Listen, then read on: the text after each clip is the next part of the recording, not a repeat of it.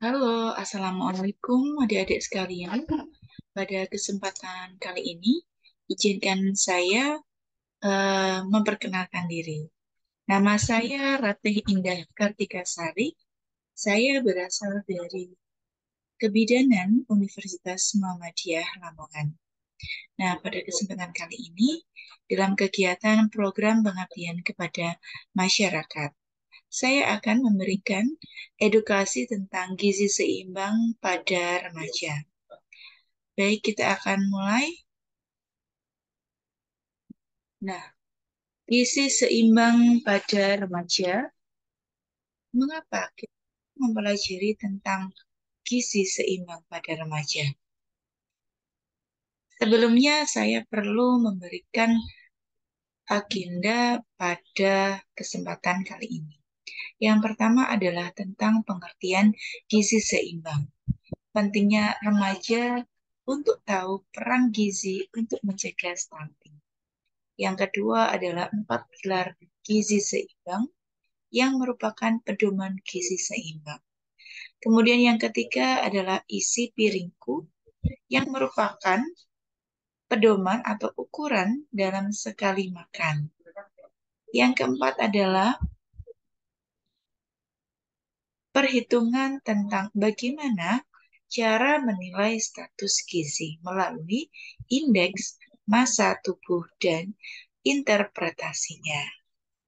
Baik, nah, mengapa penting kita untuk mempelajari gizi seimbang pada usia remaja ini?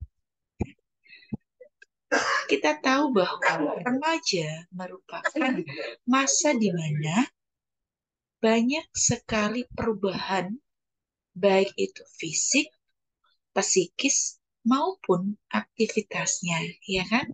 Nah, oleh sebab itu, karena remaja itu memiliki aktivitas yang cukup tinggi, tentu saja harus diimbangi dengan pemberian makan atau nutrisi yang baik.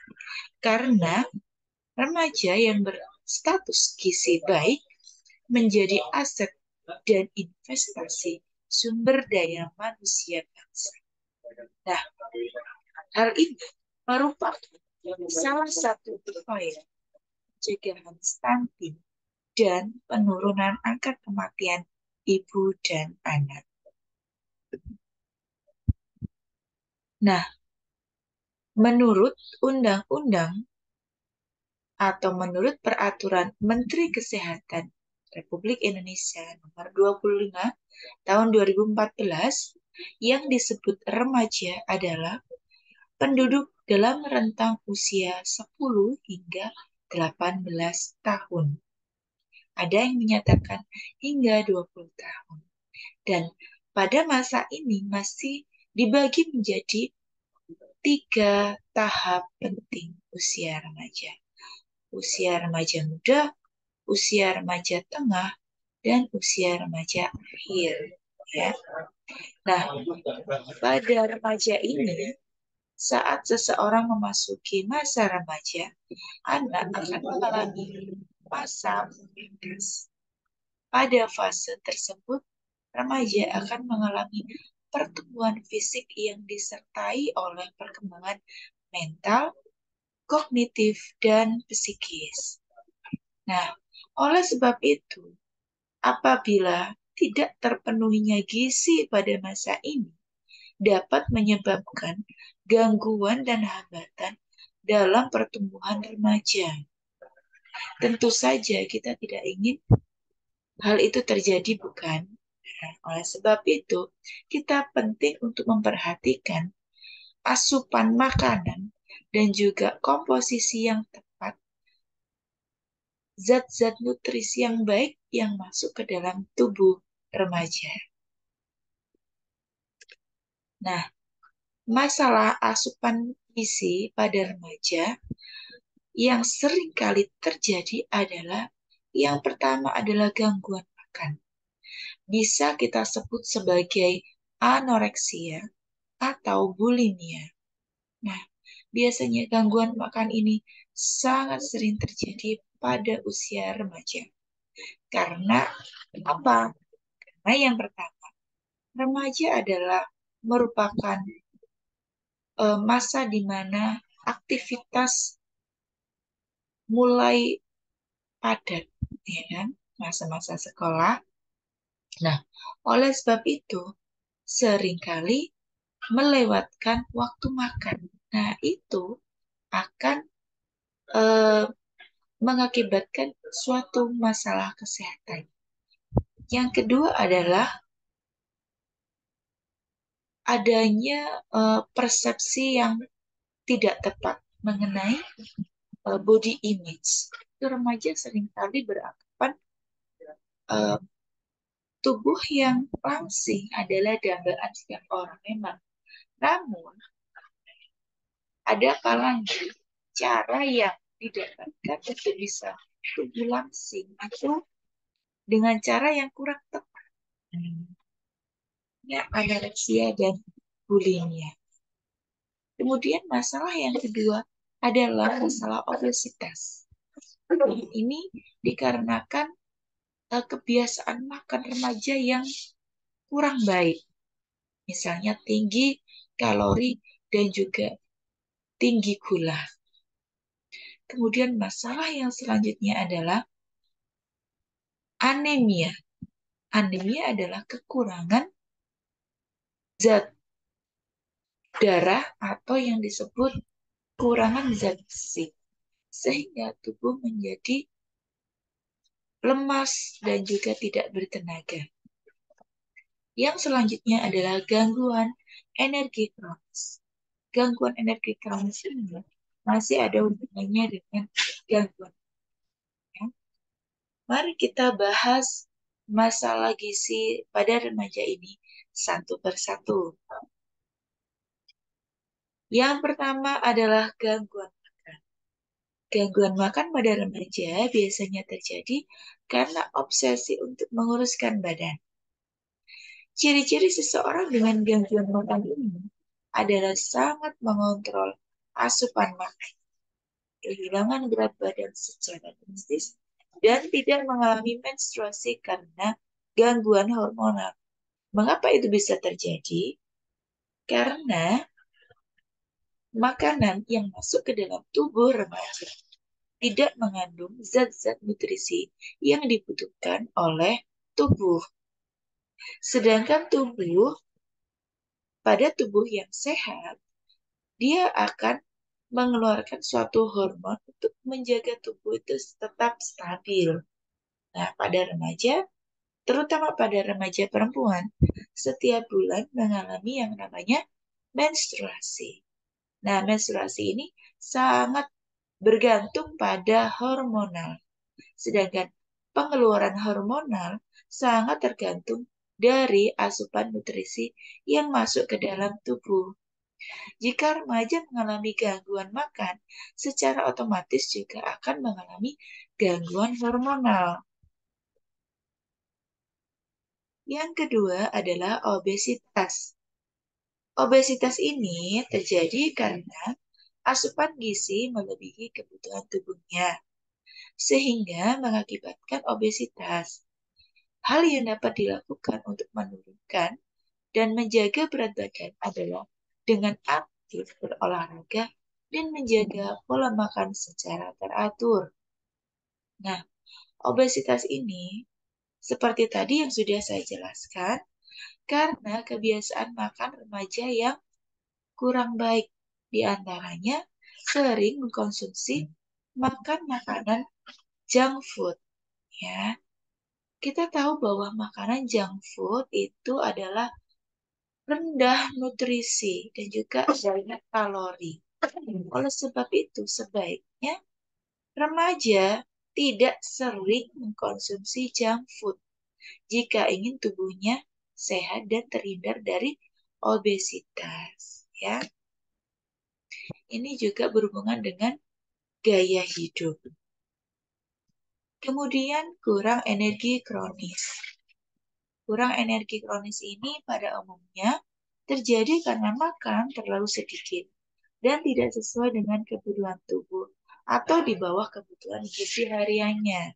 Nah, ini masih berhubungan dengan gangguan makan tadi, ya. Jadi adanya atau timbulnya kurang energi kronis karena awal mulanya adalah gangguan makan, kemudian itu berlangsung secara lama, ya, berbulan-bulan, bahkan tahunan. Kemudian manifestasinya adalah kurang energi kronis. Ya, jadi kurang energi kronis ini bukan terjadi pada satu waktu yang singkat, tapi ini adalah manifestasi dari suatu hal yang sudah lama terjadi. Ya. Kemudian yang selanjutnya adalah anemia. Anemia adalah kekurangan zat besi yang banyak dijumpai terutama pada remaja perempuan. Agar hal ini tidak terjadi, maka diperlukan asupan makanan berasal dari bahan makanan yang berkualitas tinggi, seperti daging, hati ayam, daging atau sayuran hijau, dan juga makanan yang tinggi vitamin untuk membantu penyerapan zat besi. Kenapa?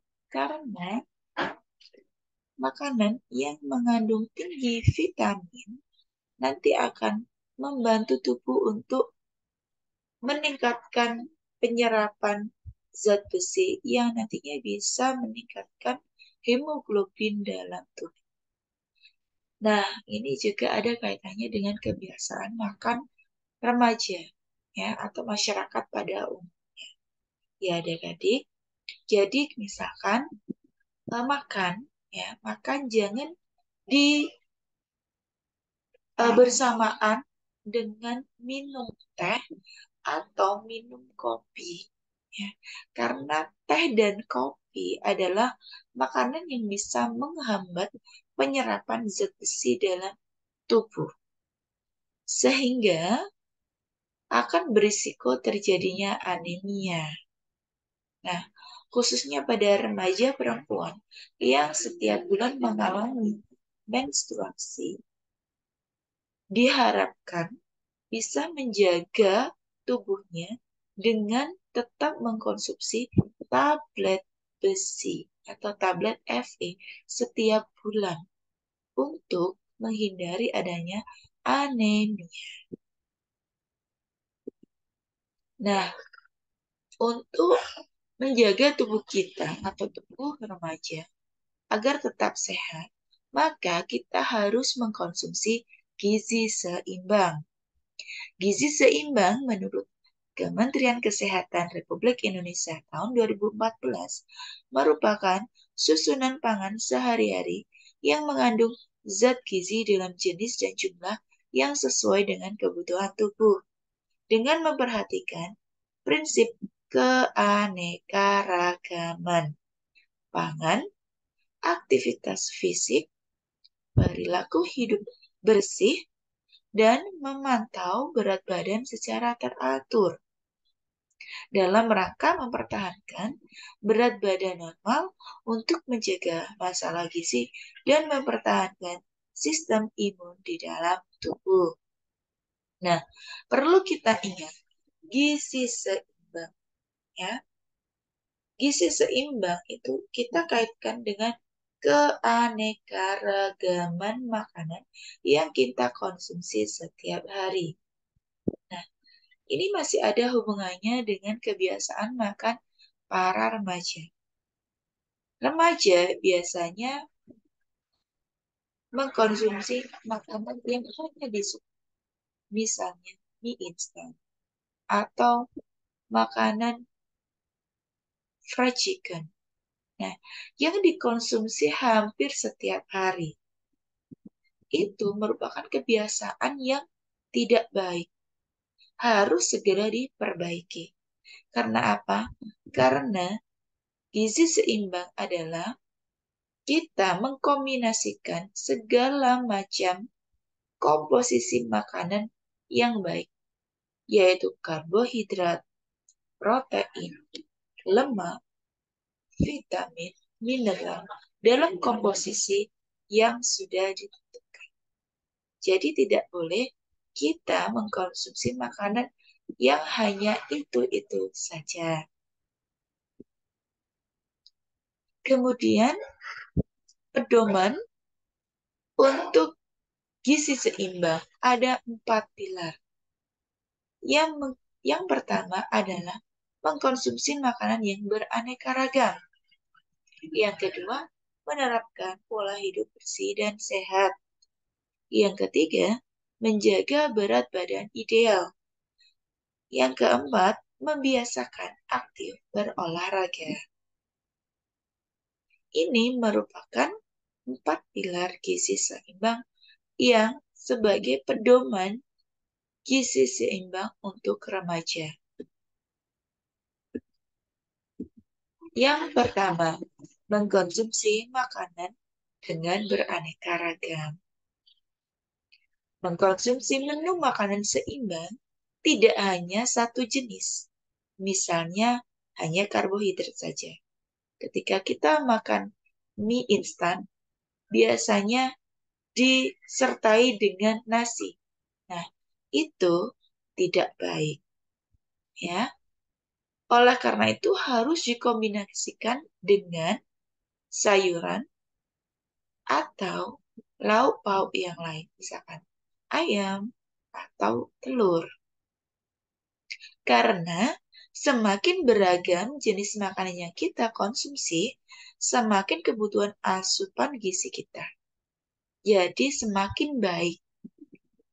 Sehingga diharapkan tubuh akan bisa optimal untuk tumbuh dan berkembang, terutama otak. Yang kedua adalah menerapkan pola hidup bersih dan sehat. Perilaku hidup bersih sangat penting untuk menjauhkan diri dari penyakit seperti infeksi kuman, bakteri, atau virus. Nah, jika sistem imunitas tubuh kita lemah, maka radikal bebas atau penyakit akan lebih mudah muncul.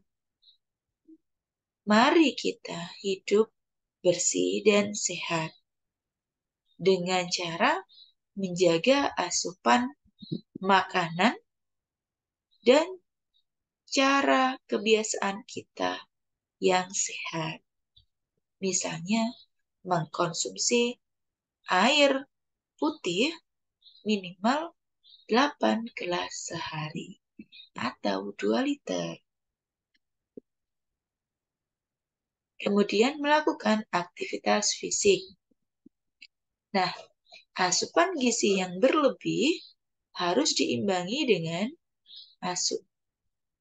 aktivitas fisik agar tidak meningkatkan risiko obesitas. Misalnya,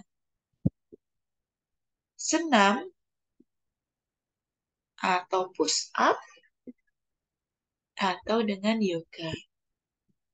Nah, kita tahu bahwa jika tubuh tidak diimbangi dengan aktivitas fisik, energi yang sudah tersimpan dalam tubuh akan endap.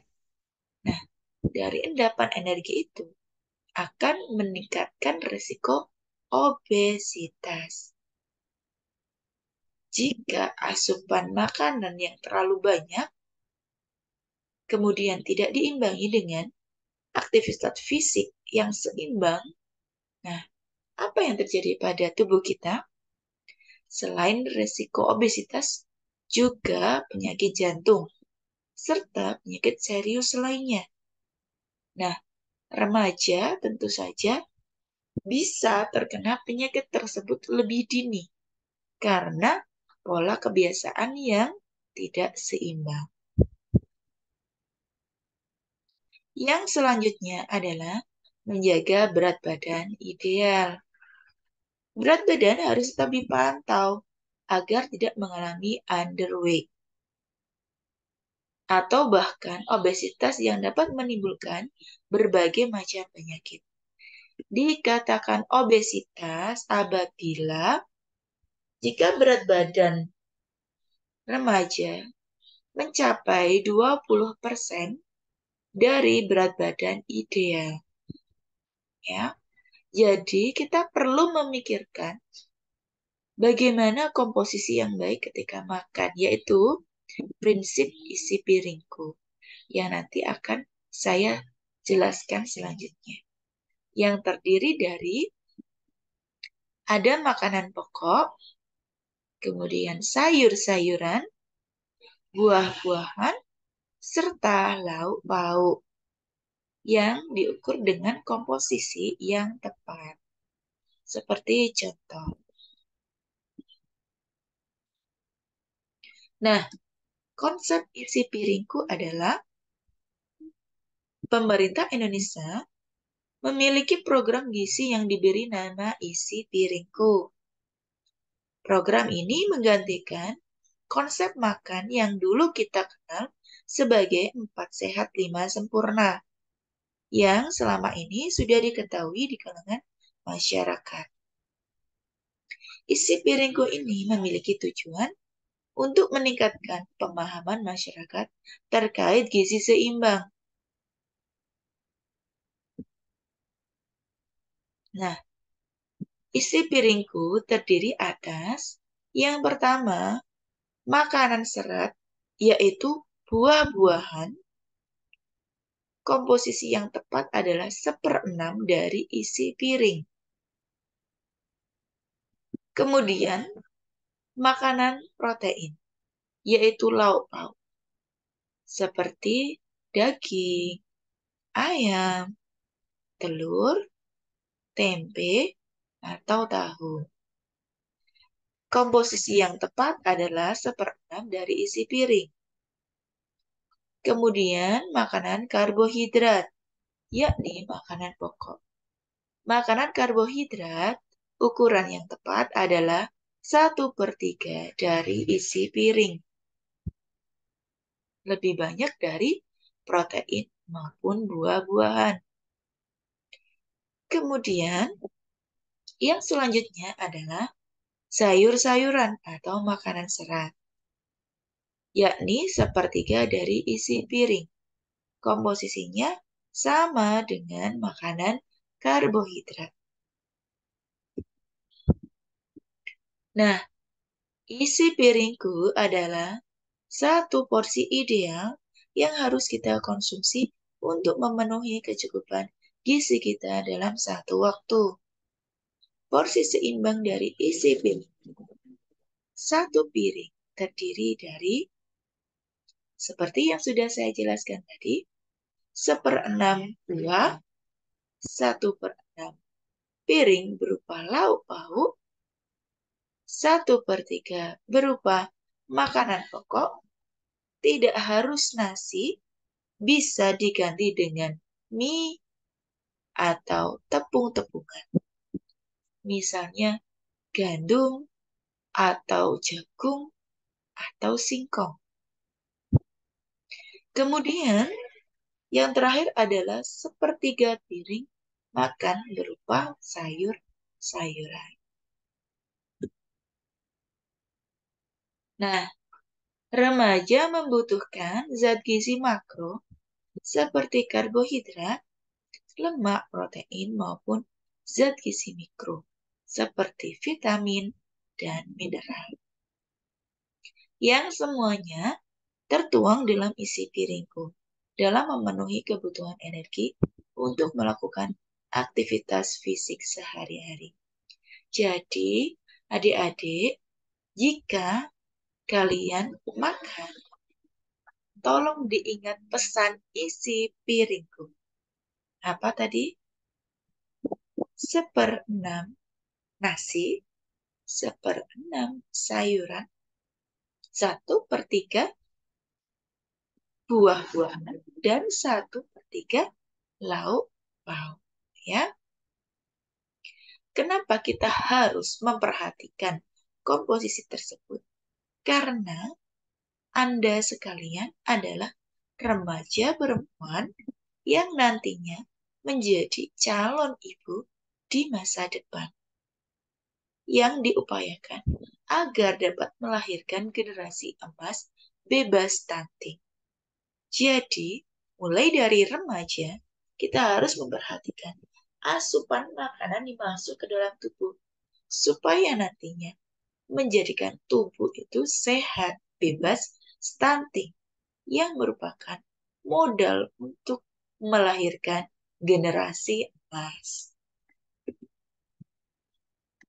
Nah, oleh sebab itu harus diperhatikan sedini mungkin dan semaksimal mungkin untuk melahirkan generasi yang sehat dan berprestasi dengan memperhatikan asupan gizi mulai dari sekarang dan nanti.